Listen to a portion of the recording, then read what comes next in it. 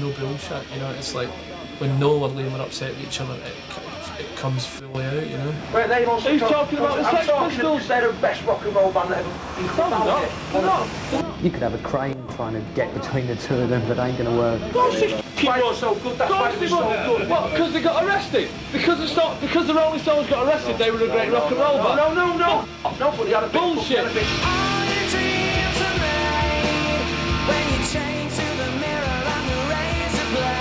Today's the day that all the world will see. Another sunny afternoon, walking to the sound of my favorite tune. Tomorrow never knows what it doesn't know too soon. Liam's a huge personality. I mean, when God was giving out the huge pills, this guy came back for second. He's ever so much an all or nothing guy. The problem is that it's normally the all. He goes for the all. To him, there's a very fine line between excess and success. Success gives you excess, or excess gives you success. So he's always going to be excessive in what he does. He's very arrogant. He is arrogant. I come first before any fuck, and that's my attitude that I am. Hugely arrogant, but in a way that's incredibly lovable. That's what makes Oasis, isn't it? There's a prima donna about him that is endearing. He is an artist. I need to be myself. I can't be no one else. You could say that he lacks depth, but in a way that's not true. He'll struggle to come to terms with what he feels inside. At night, alone, when he thinks about where he's at, he doesn't know. He's confused himself. So this is one of the reasons why he'll drive himself to wild excesses. This is one of the reasons why all kinds of abusers will appeal to him. Can I ride with you in your BMW? You can sail with me in my yellow submarine. You need to find out, 'cause no one's gonna tell you what I'm on about. You need to find a way for what you wanna say. I'm just enhancement, having a good time. I've always had a good time since the day I was 14, you know what I mean? And I got into it. Mad shit. Liam, just reminds me of so many of my friends from North Manchester. Young, dumb and full of cum, mouthy, don't take no crap. Very nice man. Good to be with, good fun, never a dull moment, you know what I mean? He's born with his foot firmly on the accelerator pedal and it just won't come off. He lives life 100 miles an hour all the time.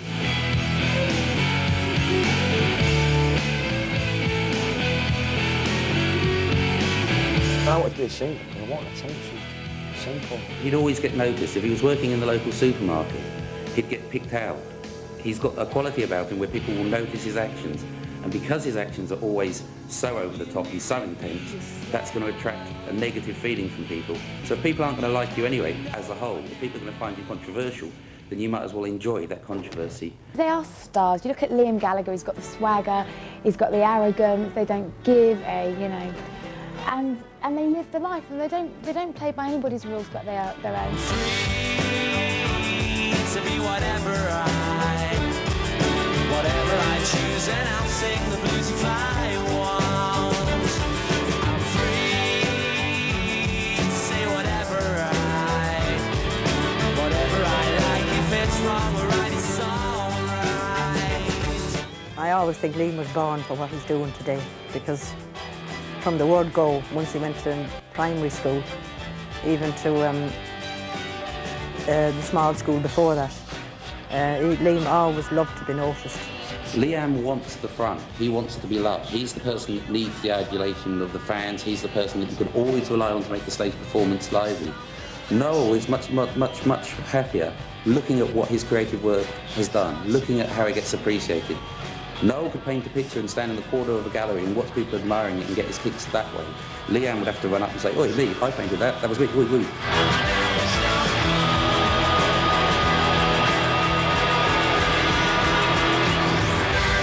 So does Liam still wish he was you? Not anymore, he doesn't, no. He's got his lovely wife to be, hasn't he? So, I don't know. Is there ever an element of you wishing you were Liam? No, I wouldn't fancy wouldn't fancy leading his lifestyle, to be quite honest. He gets a lot more of the flack from this band than I did. His early years might have been a bit tough. He certainly thought he took a cool blow. So there is a little bit of self-pity involved in this guy. And during his teenage, especially 14, 15, he would have felt inferior to his brother for sure.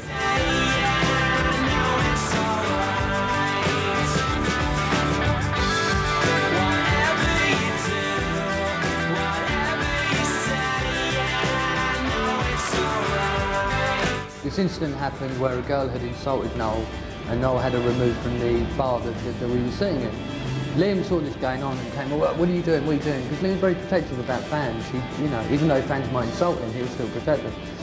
So Noel just said, look, just mind your own business, Liam. And Liam's, no, what are you doing, what are you doing? So finally, bang, they're at each other, and they're squaring up to each other like this. And I went to separate them.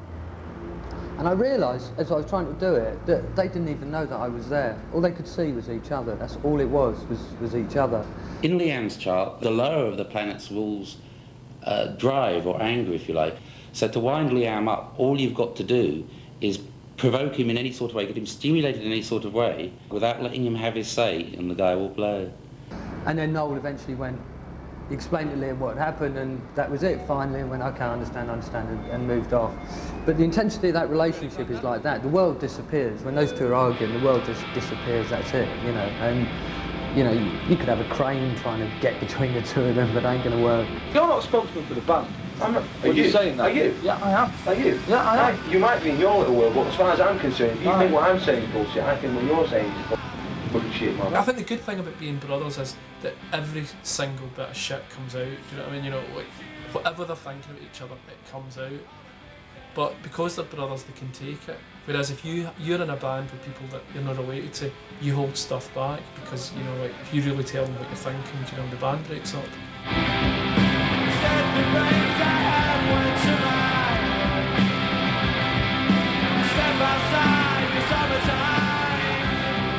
Noel is the perpetual superstar. There's a soft, sensitive, aesthetic quality to him that he was born to be a writer, born to be a painter. His talent lies in what he actually produces. His stage performance doesn't need to be that great. He's got real, genuine talent. He is a creative genius.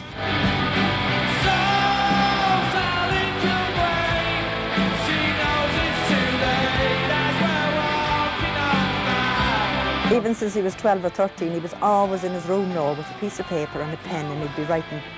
I never ever thought that it would, you know, go so quick sort of, and he'd become this big. He's a child of the 60s. He epitomises that early flower power year when he was born. No wonder people make comparisons with the Beatles. Yeah, the Beatles were the ultimate pop band. They are the ultimate influence.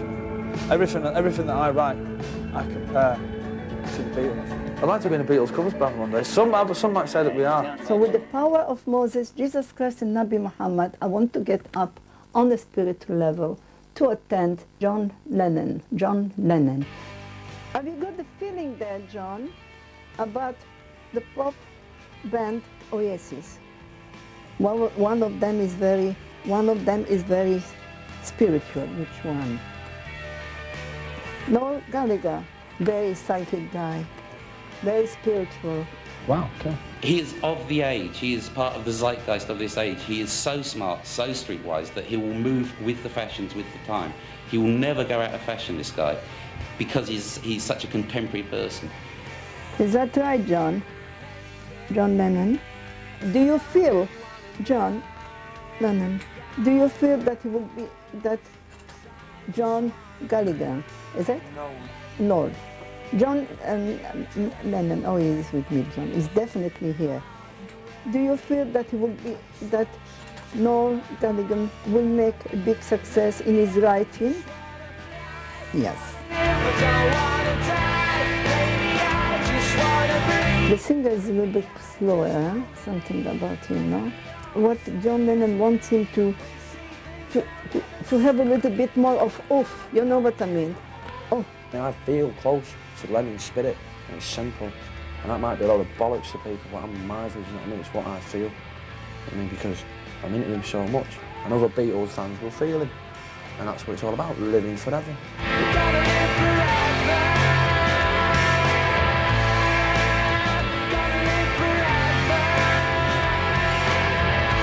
This masculine side of Liam, this dynamic masculine side of him, is hugely charismatic, and it's hugely, it's sexual, basically. The guy is dynamite.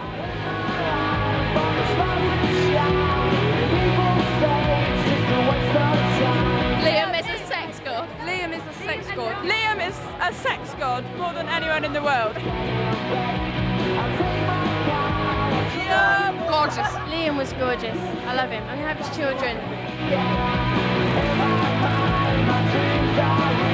Gorgeous as hell. Amazingly sexy.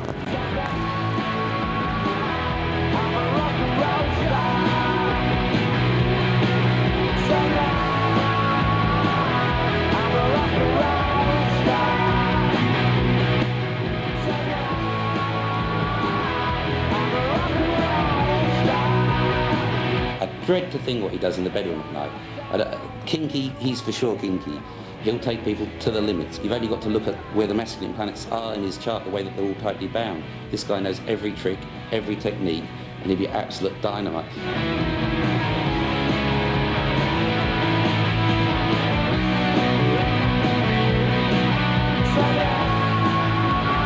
He's not a bragger. He is as good in the bed as he looks like he is. He's actually quite generous in bed. He's actually someone that will notice what's happening.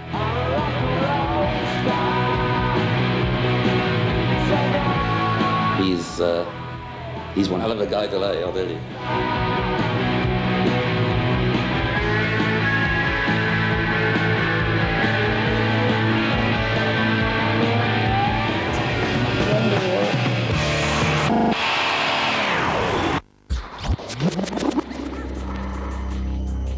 £1 in the bank. I've got a Rolls Royce. I've got 3 stalkers. I'm about to go on the board at Manchester City. I'm part of the greatest band in the world. Am I happy with that? No, I'm not! I want more! Some might say that sunshine follows thunder. Go and tell it to the man who cannot shine. Noel feels that he's just constantly got to outshine Liam. So in that side of him, he's always going to be a slightly bigger star. He's always going to do it just a little bit better. Noel rock, Noel rock, Noel rock, Noel rock, Noel rock. Control freak? No, he's not a control freak in the sense that he wants to control what he does. And only if you get involved with him do you then need to come under his control.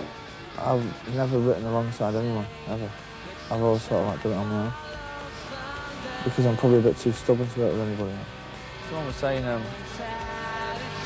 is it difficult for me to have somebody trying to express my songs? I think it must be more difficult for him, knowing that his big brother's stood behind the control room and he's got to express my songs. I think it's more difficult for him than it is for me. But no, he does a great job. He's got a huge sense of responsibility, Noel. He doesn't let people down. He finishes things, he gets them done. I think Liam's down part, if you like, is that he hasn't got tenacity. He won't finish the projects he started. He's the kind of person who makes an entrance to the party but will disappear. He's not going to be there to do the washing up. He's not going to be there to help tidy. He's out and on to the next party. And so, as a solo person, he'd always end up leaving the last little bit not done. You know, the guy could never actually complete an album by himself. He'd have to have someone go in there and finish it for him. He's not a finisher. It was in the studio where you could only get to it by boat, right? It was a smart, it was a smart move by the record company. Because the first studio it was near a pub, so we just spent more time in the pub. So when the tide went out, you couldn't actually get out of the studio anyway to the pub or anything. So there was like this big fleet of canoes, which these lot spent hours and hours of endless fun canoeing up and down this massive, great big river while I was in the studio. We weren't fun, we were trying to escape. Believe me. But the gunships out looking for the floodlights and that. God knows why I fucking put Oasis, because these lot were in bed half the time when I was doing a fucking... It was there, mate. Yeah, you weren't there. That's why you were down in a canoe canoeing around the fucking... What's it? He suffers from younger brother syndrome, Liam. So he has to have a different persona, or different public persona, so that people don't confuse him with being Noel's little brother all the time. He is a wild child at heart. He is definitely a wild child. And like, you know, Oasis and Liam, it's just so, it goes hand in hand. As much as it's the great songs, it's like Liam fronts it so brilliantly. In his defence, I'd say it's probably the most difficult job of being in a band is having to be the singer. As far as relationships go, as far as a band dynamic is concerned, really there's only one relationship that's important, and I think, you know, everybody would acknowledge that that's the Noel-Liam relationship. Noel is obviously the main songwriter and very talented man, but as most Oasis fans will tell you, he's not as good on his own as he is with Liam, because Liam delivers the stuff with all the attitude and with the kind of excitement that perhaps Noel in himself lacks. So he writes a song, it means something to him, but it means something totally different to me. And I'll feel when I'm singing it, like, yeah, I have to wait, I'm going to give it to these people, I'm not going to sing to them, I'm going to shout at them, you know what I mean, in places, in some places I'm not going to try and sing, you know what I mean, because whatever, I just take it my own way and go, oof. I don't know what it is that makes me feel alive. I don't know how to wake the things that sleep inside. I only want to see the light that shines behind your eyes. They have got a great relationship, not because they get on well, but because they've had a lot of chance to practice with each other's personalities, and they know exactly what makes each other's tick. They know exactly how to set the other one off. If there was a musical style called Liam rock, what would it be? Probably a lot of shouting and grunting. Probably be very primal. Yeah, in it, yeah. They've also got a wicked sense of humour between them, which most people would find scary. They'll take each other to limits. They'll remind each other of past hurts in a way that you can't do to your best friend.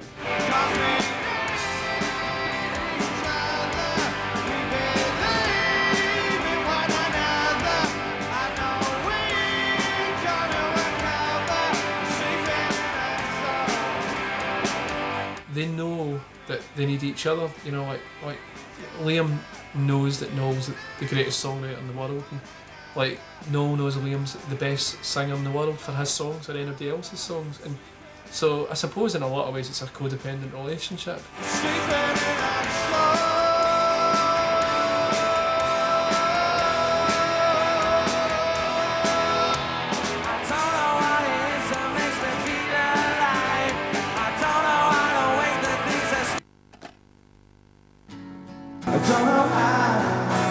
Noel is almost certainly going to go off and do some highly creative venture. Our next album's going to be an avant-garde jazz fusion with reggae and a bit of Bosnian folk dancing.